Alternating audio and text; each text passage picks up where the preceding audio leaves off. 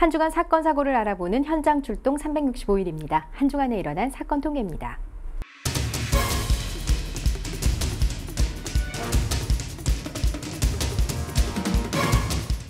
산불, 조금만 주의하면 우리의 자연경관을 지킬 수 있습니다. 지난 12일 오후 12시 28분쯤 북한산 삼천사 인근에서 원인을 알 수 없는 불이 났습니다.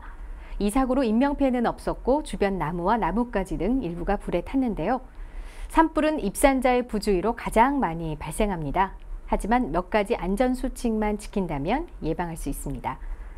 먼저 등산을 할 때는 성냥이나 라이터 등 화기물질을 가지고 가면 안 됩니다.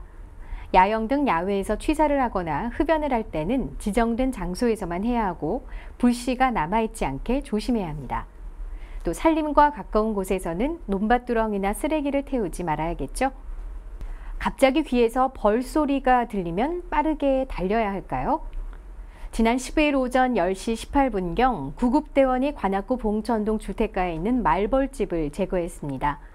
말벌은 공격성이 강하고 특히 어린이나 노약자분들에게 위험할 수 있어서 조심해야 하는데요. 벌이 가까이 있을 때는 움직이지 않는 것이 최선입니다. 벌은 자신이 위험하다고 생각하면 바로 공격하기 때문에 소리를 지르거나 손이나 신문지로 휘저으면 공격을 받을 수 있습니다. 또 벌은 음료수 등에서 나는 달콤한 냄새를 좋아해서 음료수를 흘렸을 때는 꼭 닦아야겠죠. 만약 벌에 물렸다면 얼음으로 상처 부위에 열을 식히고 상처를 누르지 않도록 주의해야 합니다. 지난해 화재로 숨진 사람의 66%가 주택에서 발생한 화재로 목숨을 잃었다고 합니다. 주택 화재의 위험에서 벗어나는 방법은 어떤 것일까요? 지난 13일 오전 4시 17분쯤 서울시 중랑구 주택에서 화재 사고가 있었습니다. 이 사고로 설모 씨는 숨졌고 3명이 화상을 입거나 연기로 질식했습니다.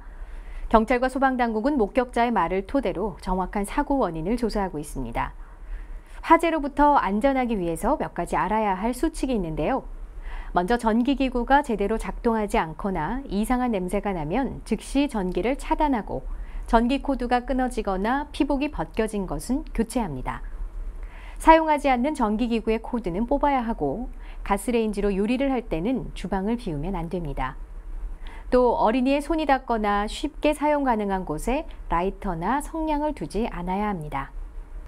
여름철 열대야 때문에 잠 못 이루는 분들 참 많은데요. 더운 날씨에 숙면을 취하기 위해서는 찬물보다는 미지근한 물로 샤워를 하는 것이 좋습니다.